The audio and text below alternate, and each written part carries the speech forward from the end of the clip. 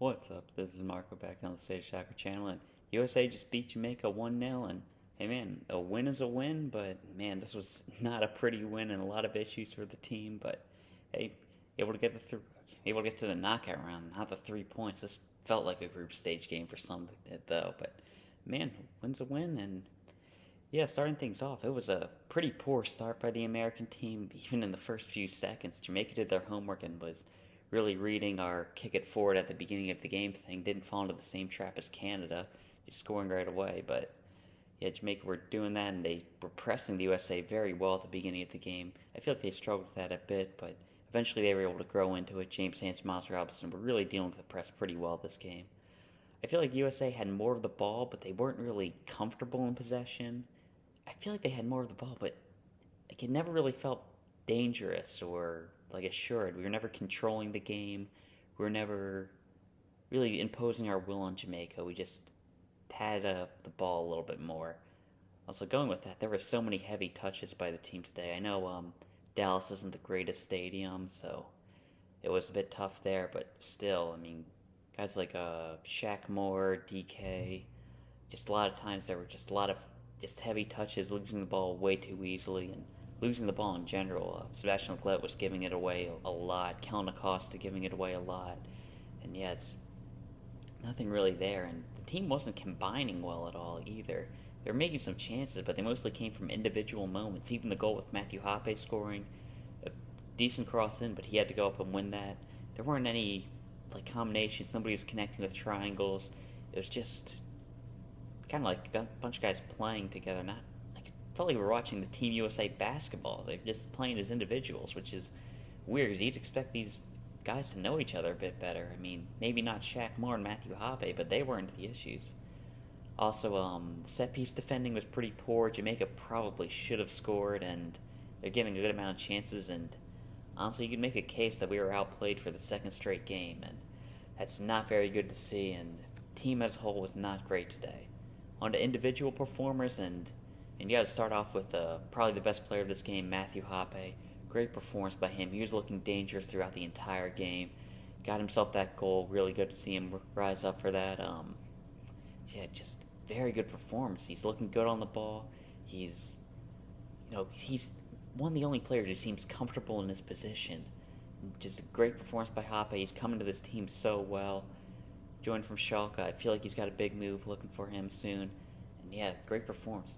One criticism I'd say is he's trying to do a bit too much, but at the same time I feel like it was kind of needed because midfield was not doing very well today, so he had to drop back deep a lot and trying to make something happen himself.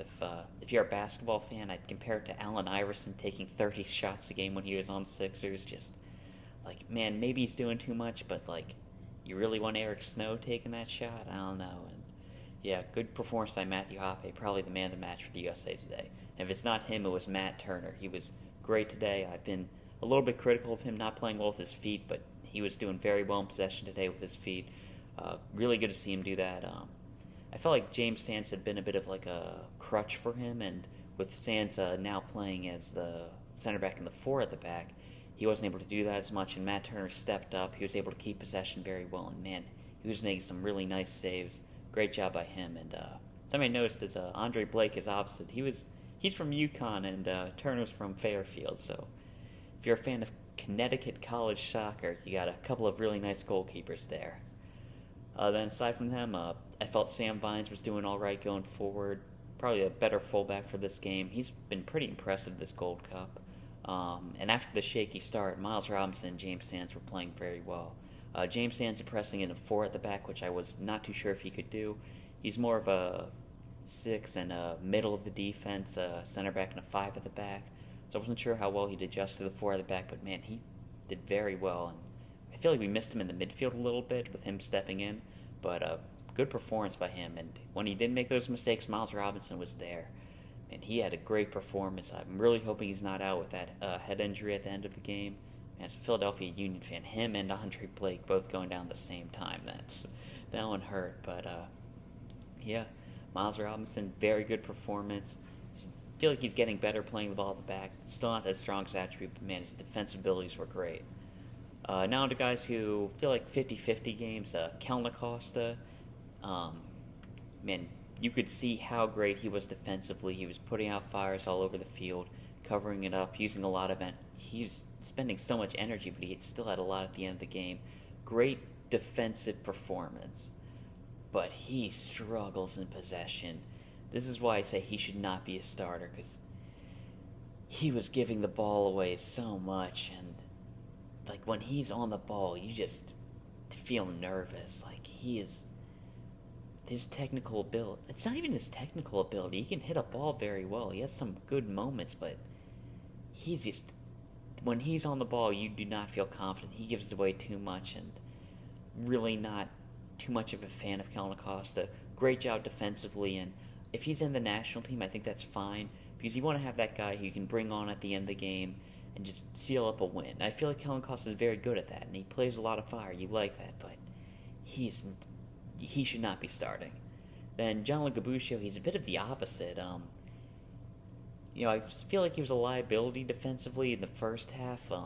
Definitely at the 8, he's probably not good enough for that. He was getting better at the second half, and part of me is wondering if the team is bringing him down, because it's hard to keep possession when you have two pretty... I'll get to Lletget later, but man, not great midfielders next to him. But I feel like with Busio at the moment, he's kind of in like a Michael Bradley type situation where he's not really good enough defensively to justify getting into the team, but at the same time, he's not technically like good enough for you to look past it, because he's not been the greatest this tournament. I feel like he was better today, and you can see the strides moving forward, and he's somebody you got to keep in the National League because his potential's huge. But not the greatest performance by Busio today, but I'm not going to call it a poor performance. He was playing a lot better in the second half. His defensive ability is getting better, so I don't feel like this is a long-term issue, because he's getting better. In Italy, you make really good defensive midfielders. I've said it before. Guys like Claudio Marchisio, Barella, definitely a lot more. They can get that defensive ability playing in Italy. And so I'm not concerned about him for the future, but just for the tournament, man, not the greatest for him. Then on to what I feel like are negative performances. Just getting Paul Arriola out of the way. He was not great today, but I feel like that's not something you can really judge on him. He's probably rushing back from an injury, and he just needs to play because our winger depth is so bad. Then on to the other guys.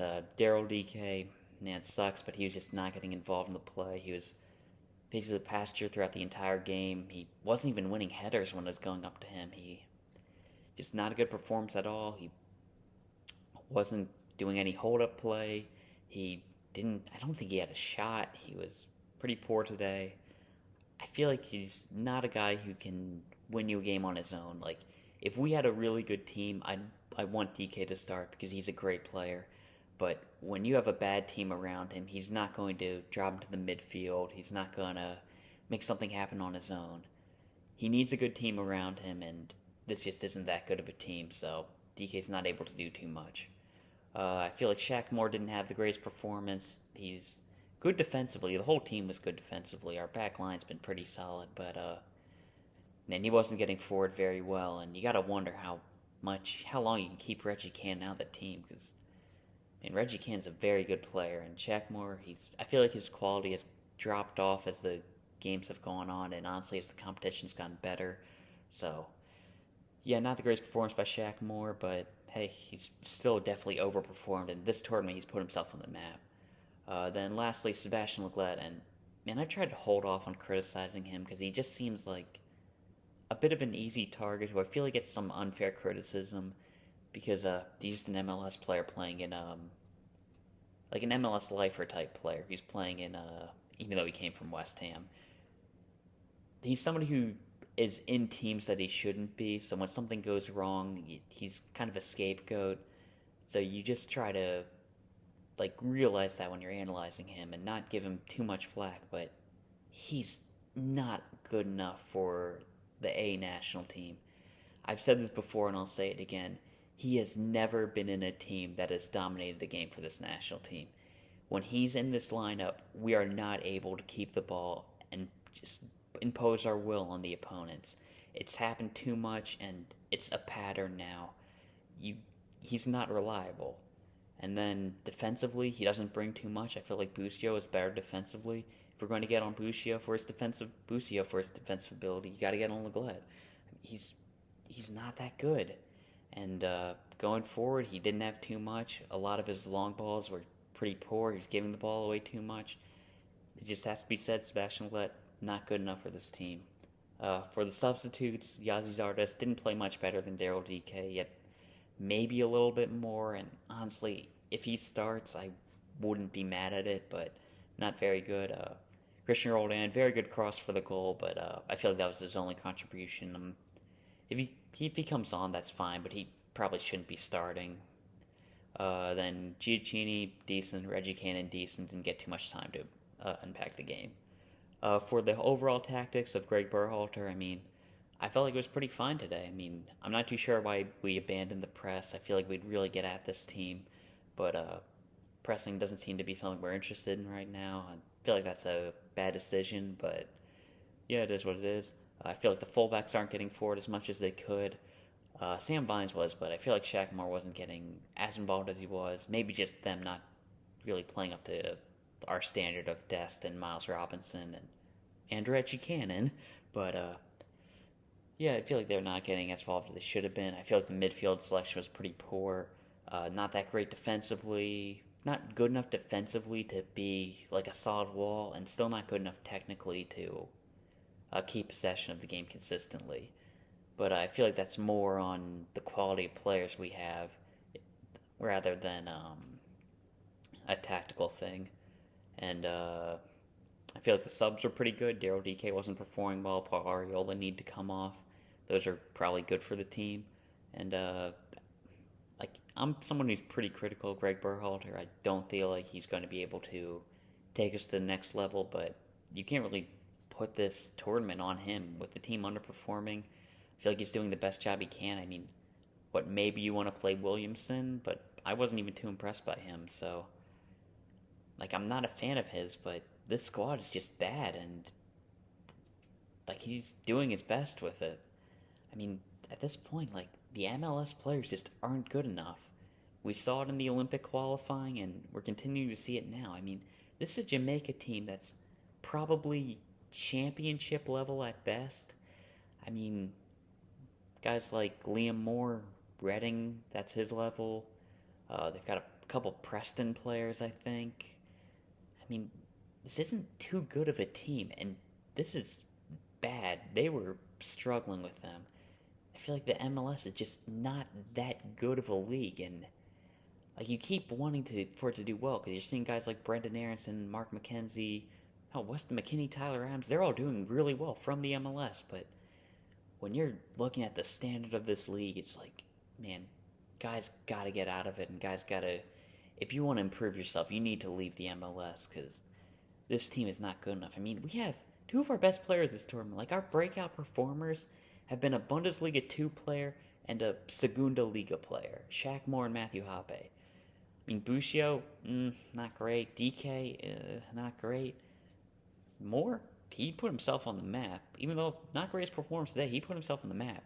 Matthew Hoppe, he's probably our best offensive player. And they're not MLS players. Just, I don't know. It just has to be said, and guys need to get out of the MLS. And Qatar is going to be tough. I mean, they just won the Asian Cup or AFC Cup. It's going to be tough to beat them. You saw them have a really good performance.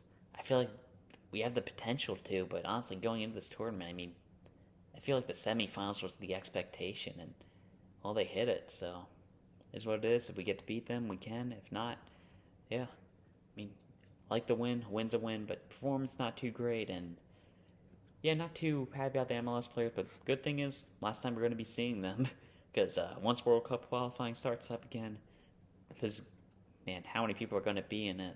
Matt Turner, Matthew Hoppe, Daryl Dike, maybe Busio. Yeah, not the greatest team, but hey, win's a win. Going into the Gold Cup, I'm really hoping we can win the tournament, because Confederations Cup would be really nice to play in the summer. So, yeah, that's all I'll talk about. See ya.